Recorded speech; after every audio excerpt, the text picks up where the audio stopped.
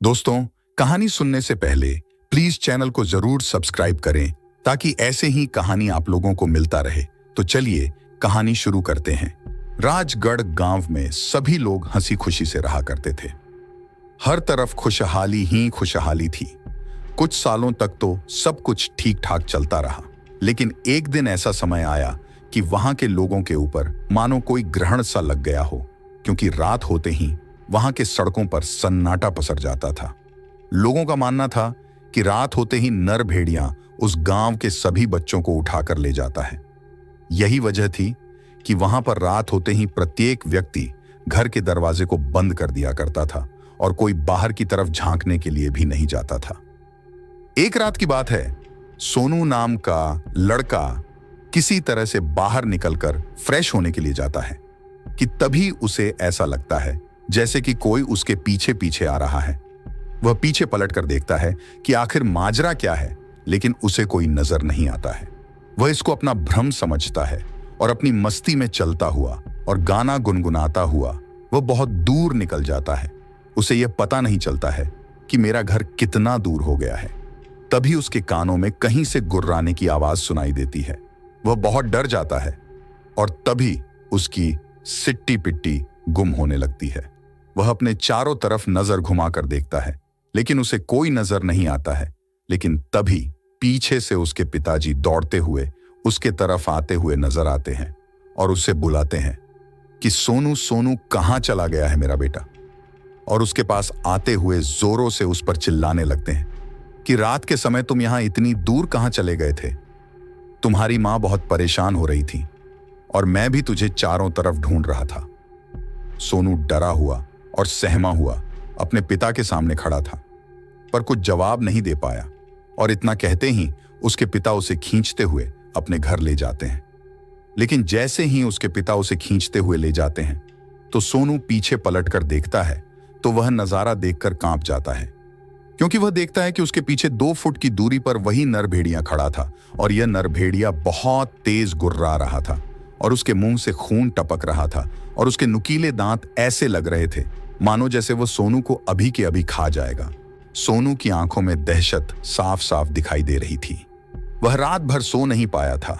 वह जब भी झपकी लेता उसे वही भेड़िया नजर आता। खैर, किसी तरह से यह रात गुजर जाती है। राजगढ़ के पूरे गांव में उस भेड़िए की दहशत साफ साफ नजर आ रही थी। सभी के जुबान पर उस भेड़िए का नाम गूंज रहा था। एक व्यक्ति यहां तक कह रहा था कि पिछली रात को उस भेड़िए ने किसी महिला को मार डाला और उसे मार के अपनी गुफा में ले गया और उसको चीर फाड़ करके खा गया। दूसरे दिन सोनू अपने स्कूल उसी टाइम पर जाता है। वहां पहुंचते ही वह देखता है कि मैथ के एक टीचर जिसका नाम सुधांशु था, आज वह छुट्टी पर है। सोनू सुधांशु का घर जानता था, इसलिए वह छुट्टी होने के बाद अपने टीचर सुधांशु से मिलने के लिए उनके घर चला जाता है। सोनू उनके घर के सामने जाकर खड़ा हो जाता है और घर के बाहर बनी हुई खिड़की से अंदर झांकने की कोशिश करता है। तब उसे पता चलता है कि सुधांशु जी दीवार की तरफ मुंह करके कुछ खाने की कोशिश कर रहे हैं। खिड़की पर एक अजीब तरीके का शीशा लगा हुआ था, जिससे वह अंदर की तरफ झांक कर देखता है, लेकिन उसे अंदर कुछ साफ साफ नजर नहीं आता है। लेकिन इतना तो तय है कि सुधांशु के मुख पर किसी का खून लगा हुआ था। ऐसा सोनू ने उस खिड़की से झांक कर देखा था। वह खिड़की से अंदर की ओर झांकने की कोशिश करता है, तभी उसका पैर फिसल जाता है और वह नीचे धड़ाम से गिर जाता है। उसके गिरने की आवाज को सुनकर सुधांशु एकदम से पीछे पलट कर देखता है कि तभी सोनू वहां से भाग जाता है।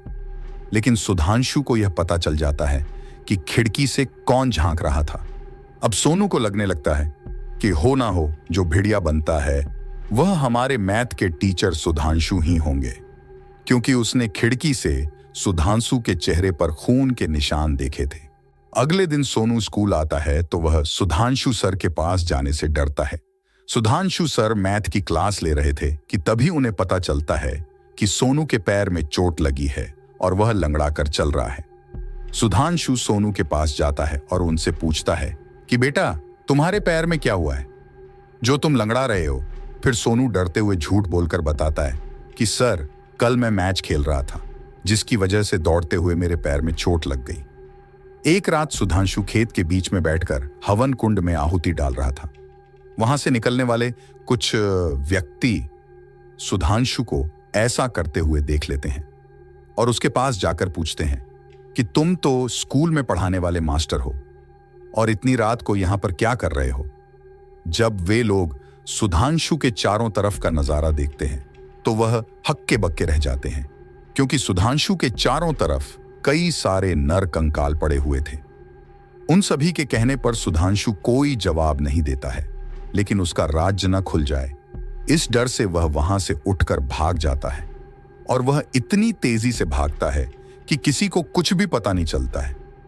वहां पर खड़े सभी लोग एकाएक स्तब्ध रह जाते हैं, लेकिन तभी वहां पर एक तेज सा तूफान आता है और जो व्यक्ति हवन सामग्री की तरफ देख रहा होता है उसके पीछे से एक नाखून वाला हाथ उसके पेट को चीरता हुआ बाहर निकलता है, जिसे देखकर दूसरा व्यक्ति एकदम से चौंक जाता है और डर के मारे उसके कपकपी छूटने लगती है और वह वहां से भागने लगता है। लेकिन सुधांशु ने भेड़िए का रूप ले लिया था। उसके अंदर इतनी ताकत आ गई थी कि पलक झपकते ही वह उस व्यक्ति के सामने खड़ा हो गया और अपने नुकीले हाथों के पंजों से उसके गर्दन पर एक वार करता है, जिस वजह से गर्दन कटकर अलग गिर जाती है और वह वहीं पर मर जाता है। इस तरह से बचे हुए लोगों को भी वह भेड़िया मौत के घाट उतार देता है। वहां पर एकाएक सन्नाटा छा जाता है और चारों तरफ लाशों का अंबार लग जाता है। वहां का मंजर इतना भयानक हो जाता है कि जो व्यक्ति उस जगह से गुजरता है वहां पर उसे खून के छींटे और लाशों की कटे हुए हिस्से दिखाई देते हैं। दूसरे दिन उस जगह पर पुलिस की नाकाबंदी लगा दी जाती है, लेकिन पुलिस इन सभी को मारने वाले की तलाश में चारों तरफ घूमने लगती है, लेकिन पुलिस को कोई भी सुराग नहीं मिलता है। दोस्तों, ये कहानी आप लोगों को अच्छी लगी हो तो प्लीज कमेंट करके जरूर बताएं और साथ में चैनल को भी सब्सक्राइब कर लें। धन्यवाद।